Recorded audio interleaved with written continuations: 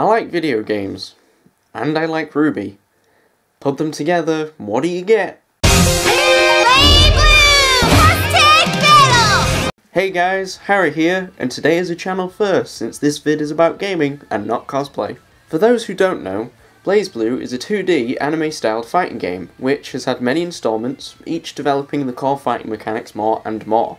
But for the newest title, they focus entirely on 2v2 combat, and add 3 new franchises into the mix. Persona 4, Under Night In-Birth, and of course, RWBY. Since I knew RWBY characters were going to be in this game, I've been keeping my eye on how it's been developing, and have been playing the beta quite a bit, and so far, I am enjoying my experience.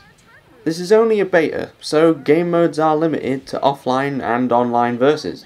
However, there will be many more game modes released in the full game, including a story mode, which is dubbed Episode Mode, that I am really looking forward to.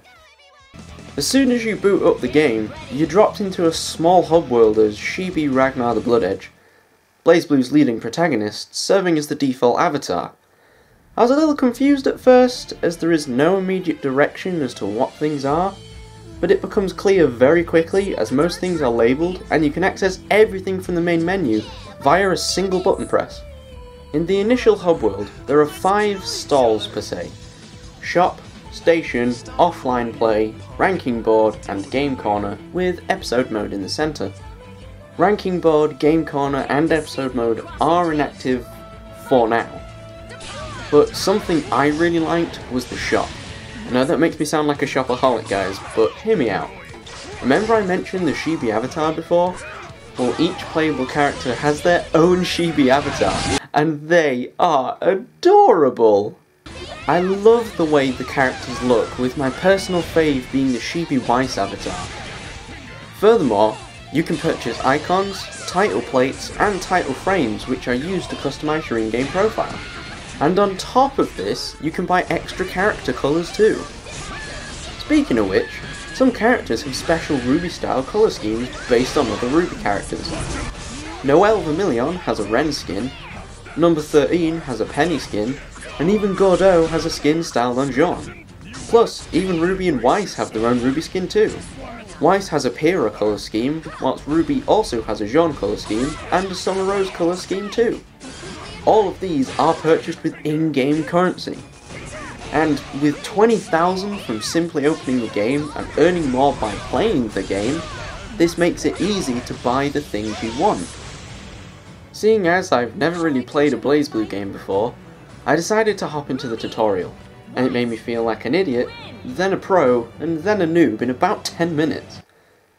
But the simple fact that there even is a tutorial is great. The tutorial starts off by telling you how to win a fighting game by dropping your opponent's health to 0, and then on to basic movement. Pretty dang simple up until now. Then came basic combos and guarding, which are very simple and cater to new players very well. After that came the first odd word, per se, which was ukemi. I had no idea what these were until it became very clear that ukemis are ground and air recovery moves that do actually come in handy and would be best to master. The next section was arguably the most important. It was all about partner skills, and with every fight in this game a 2v2, it's important to learn how to change character and use partner skills effectively. While some partner skills are easy, they get annoyingly complex later in the tutorial, and with every character having skills on top of skills, without taking lots of time learning the characters you want to play, you will become outmatched pretty easily.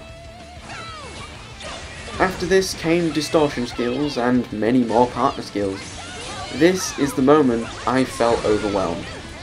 I feel there's a lot to remember in order to truly play the game, which honestly made me question if this game was for me. Admittedly, if you pull off the more stylish combos and skills, it feels and looks awesome. But in the heat of battle, it's difficult to pull off these moves, especially when it's easy to just hit one button rather than pull off a tricky special move. Most other moves and skills are again quite complex, which dissuades me from using them in an actual fight. However, for higher skilled players, this fleshes out the gameplay, making each match less repetitive and focus on mains easier and more rewarding. You satisfied now? The tutorial ends with astral finishes. These are one-hit KO moves that can only be executed under specific circumstances. Visually, they look amazing, and in the case of RWBY and Weiss, reference actual moves used in the show. However, these can be complex and are tricky to build up to, but finishing your opponent has never looked so good. Now for the section we've been waiting for, the actual fights. In brief, the fights are amazing. The combat is great and flows very well. I criticised the complexity of the combat earlier, but when in practice, the combo systems are simple to use, and you can press one button and win. However, if you have played a fighting game before, then adding in some special moves to basic combos is easy and spices up the combat nicely. It takes a while, especially with practice mode disabled, but when you learn a character's simple combos, special moves and distortion skills, they become second nature in a fight. You can even add them to combos for extra damage and extra bragging rights. While I still did not really use the more advanced skills, I found myself over time becoming more accustomed to using partner skills and distortion skills in combos. Each are a little different and dish out good damage, but can be tricky to truly implement them into every scenario. Despite this, they look great and flesh out the gameplay nicely. I mainly focused on RWBY and Weiss, and found myself slowly but surely becoming a more competent fighter with them both. RWBY is best on the move, whilst using her semblance to keep your opponent guessing, whereas Weiss excels at close range combat and utilising her glyphs to close distance. Another section of the combat I love isn't actually part of the combat, it's the pre-fight character interactions. As you always take two characters into each fight, they will say something before you can't escape from crossing fate! And certain pairs of characters will have unique interactions, even those from different franchises. RWBY and Weiss have a unique interaction, but my absolute fave is RWBY and Ragnar's interaction, as it is hilarious and showcases them both brilliantly. Speaking about characters, I have to mention the roster, and bear with me guys, I'm about to go into rant mode. Whilst the roster consists of 20 characters, a large amount for a beta, the balance of characters is awful. There are only 4 Persona and Undernight characters, whereas BlazBlue have 10 characters. That alone shows the unbalance, but it gets worse, my friends. Oh, it gets worse. There are only 2 RWBY characters! This pisses me right off, my guys, oh my god. And to make matters worse, Blake and Yang were originally going to be paid DLC. But after a lot of backlash, they're now free DLC, thankfully. But why the heck not just put them in the game to begin with, instead of wasting the consumer's time downloading 2 RWBY characters who should have never been DLC to begin with? As a huge RWBY fan, I find this pretty dang insulting. I was over the moon when they announced RWBY was in this game, but it has been treated appallingly. There have been no more RWBY characters announced, even as paid DLC, and with the other franchising having extra characters and leaving RWBY with just 4, I honestly feel like the devs have used the RWBY brand as a hype builder for the game and absolutely nothing else. Whew, jeez. Okay, rant mode disabled, time for the summary. The beta of BlazBlue Cross Tag Battle leaves me looking forward to the full release.